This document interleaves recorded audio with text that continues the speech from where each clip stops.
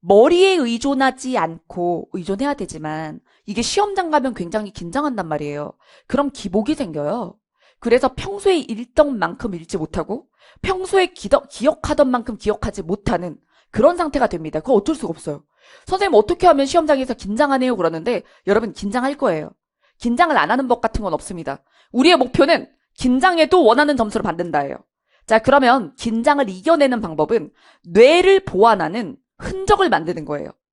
헨젤과 그레텔이 여러분 헨젤과 그레텔이 이렇게 집에 돌아가지 못한 이유가 뭐였어요? 한번 빵 조각을 이 동화를 모르는 세대 뭘로 예를 들어야 되는 거야?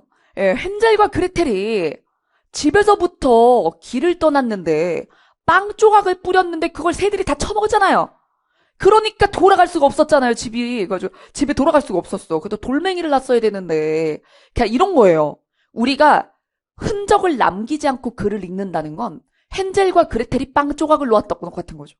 기억이 날 거야 라고 막 희망하면서 읽는 거야. 근데 이게 긴장하면 기억이 안 나. 그럼 선지 보고 지문 보고 선지 보고 지문 보고 계속 이렇게 되는 거예요. 아니면 그럴 시간이 없잖아요. 그럼 어떻게 되냐면 지문을 떠올려요. 근데 머릿속에서 그 기억이 왜곡돼요.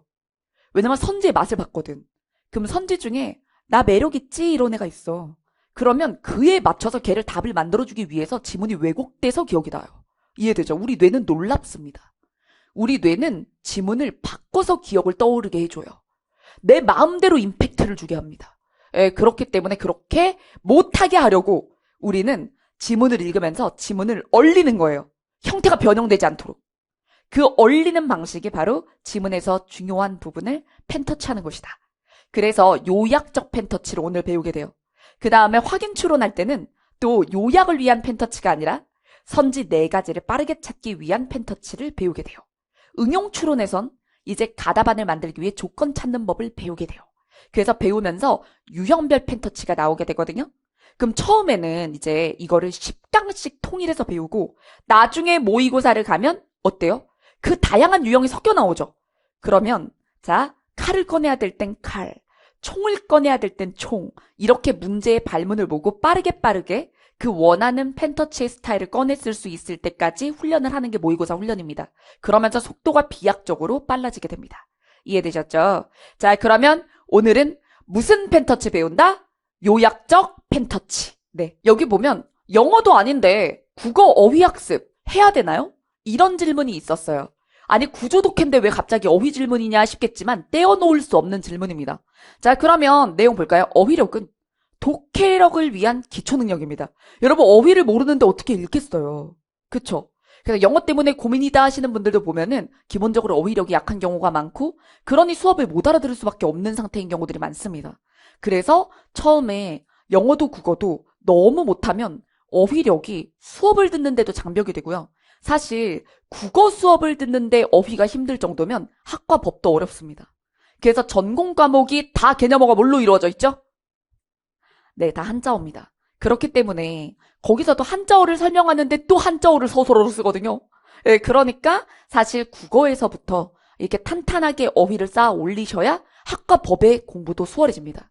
자, 그래서 정확히 알지 못하는 어휘들에 대한 학습 의지가 필요하고요. 그거는 어휘책을 따로 사서 풀 그런 시간이 없어요. 여러분들이 중학생이 아니잖아요. 지금 이거 5년 준비하는 거 아니잖아요.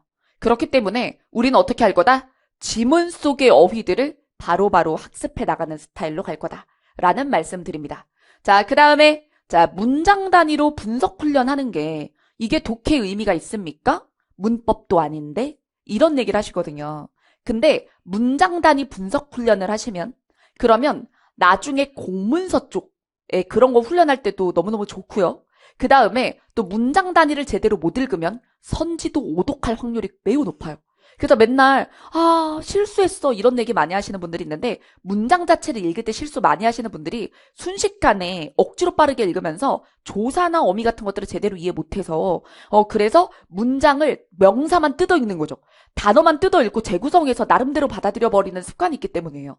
자, 그래서 자 이렇게 기초 훈련을 통해서 억지로 빠르게 읽지 않고 정확도가 떨어지지 않도록 문장 단위 정독 훈련을 하셔야 됩니다.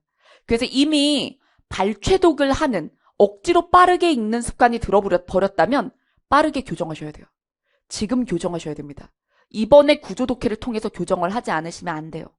그래서 실제 내 실력보다 억지로 빠르게 읽지 않는지 이걸 보셔야 됩니다. 자, 그 다음에 세 번째 질문. 문장으로 읽은 내용이 하나의 내용으로 이렇게 통합이 되질 않습니다.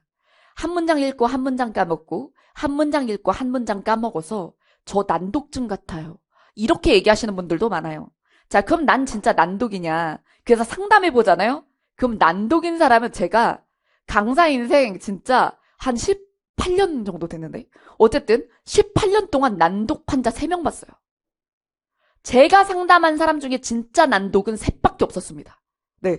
제가 상담을 몇 명 했을까요? 3만 명 되지 않을까요? 3천 명이 아니라? 아니, 어쨌든 근데 3명밖에 못 봤어요. 이건 난독이 맞다. 예. 그래서 본인들은 난독이 거의 아닙니다. 그쵸? 얼마나 인터넷 글은 잘 읽어요.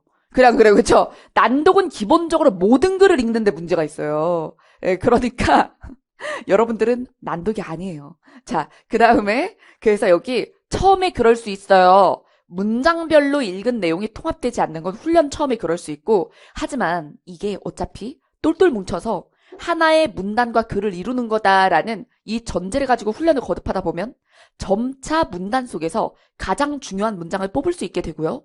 그리고 그 앞뒤로 다른 문장들이 왜 나오는지도 파악할 수 있어요. 그래서 우리가 이제 정보 간의 관계 쪽에서 그런 걸 배우게 됩니다. 이제 예시 2번 시작하도록 하겠습니다. 자, 여기서 이제 1번부터 3번의 질문 볼게요. 문맥 속에서 그들은 누구예요? 그 다음에 문맥 속에서 도덕적 해이는 뭘 얘기할까요? 그 다음에 문맥 속에서 이와 같은 부작용은 뭘 의미합니까? 이게 지시어의 정확한 의미에 대한 이제 질문들이라고 보시면 돼요. 그럼 내용 볼게요. 연금제도의 목적은 나이가 많아서 경제활동 못하게 된 사람들의 일정 소득을 보장해서 그들이 누굴까요? 그러면 결국 나이가 많아서 경제활동을 못하게 된 사람들 되겠습니다. 자, 그래서 그들의 경제적인 안정을 도모하는 것이다. 여러분 이 문장에서 키워드는 연금제도의 목적입니다. 자, 그 다음 공공부조는 무상으로 부조가 이루어지기 때문에 도덕적 해이를 불러올 수 있어요.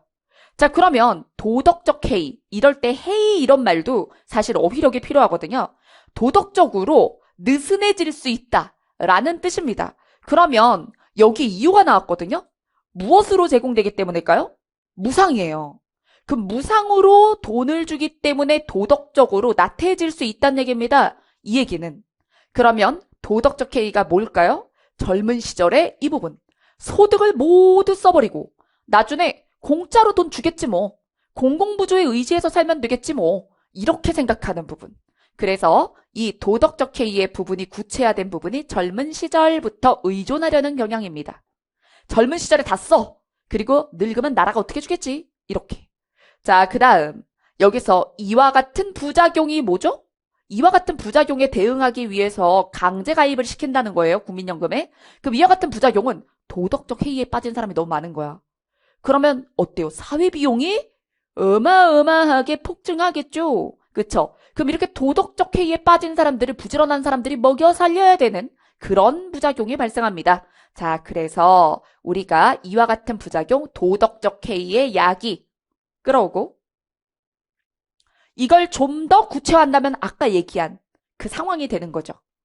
자, 그래서 이렇게 우리가 연결해놨고 그 다음 4번에 보면 연금기금을 투자기금으로, 투자자금으로 보는 관점으로 정리해보래요. 그러면 투자자금으로 보는 관점.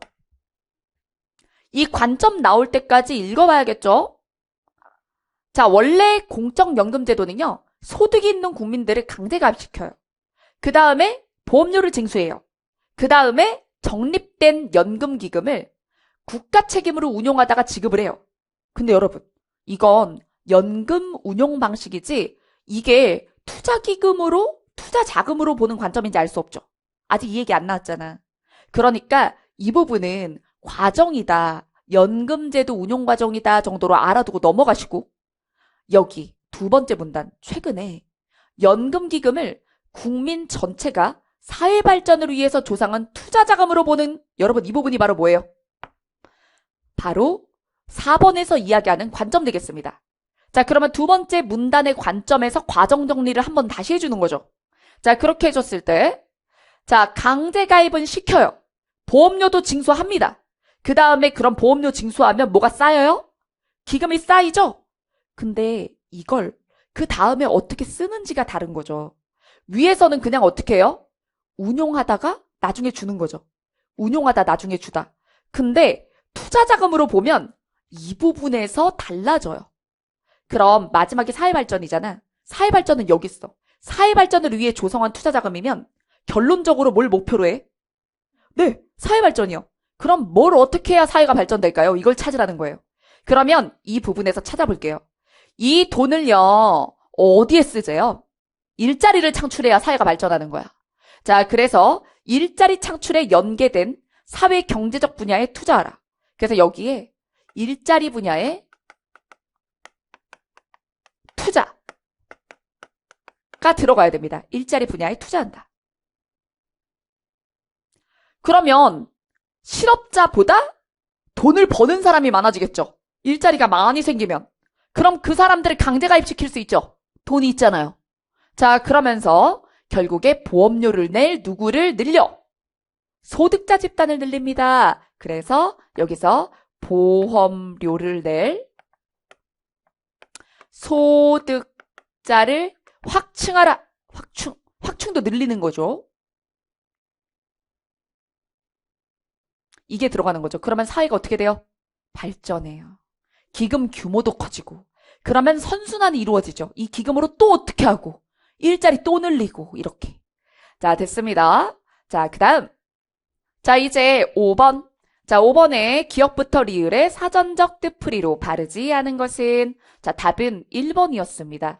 1번에 원래 써있는 단어의 뜻은요. 어떤 시기나 기회가 닥쳐오다는 도래하다. 도래, 올래자를 써요. 자, 그래서 어떤 시점이 도래하다, 막 만기일이 도래하다 이런 식으로 얘기를 하고요. 근데 여기엔 무슨 단어가 있었죠? 기억에? 도모하다. 도모하다라는 뜻은요. 어떤 일을 이루기 위해서 대책과 방법을 세우는 걸 말합니다. 그래서 뭔가 꾀를 내서 뭘 하려고 하는 걸 도모한다 그러죠? 그럼 여러분 여기서 기억에서 도모하는 바가 뭐예요? 연금제도의 목적이 도모하는 바는? 도모하는 바는? 네, 맞아요. 나이가 많아서 경제활동 못하게 된 사람들의 경제적 안정을 도모하는 거죠. 근데 그것에서 더 나아가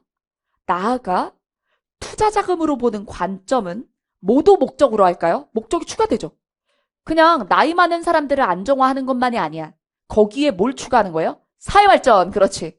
그래서 이게 머릿속으로 싹 들어가는 거야. 처음에 글의 앞부분에서는 연금제도의 목적을 이제 고령자들의 안정된 생활에만 뒀던 거예요. 그런데 이 관점은 뭐까지 목적으로 추가한다? 사회발전까지. 네, 그렇습니다. 그럼 머릿속으로 글이 쫙 들어가는 거예요.